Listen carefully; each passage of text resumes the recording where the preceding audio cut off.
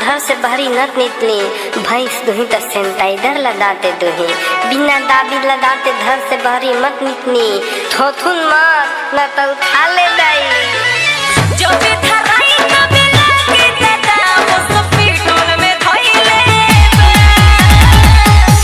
इसी तवा सब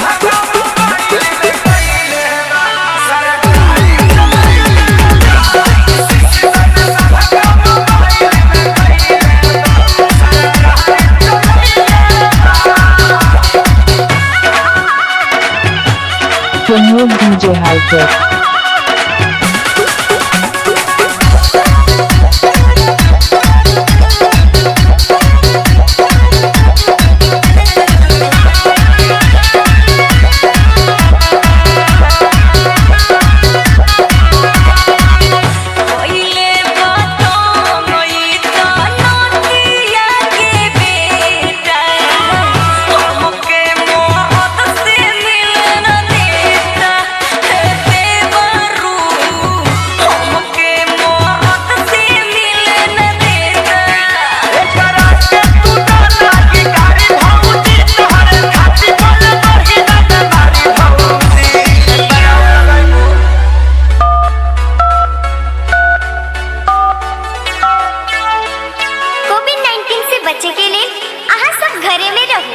सरकार का निर्देश का पालन करो।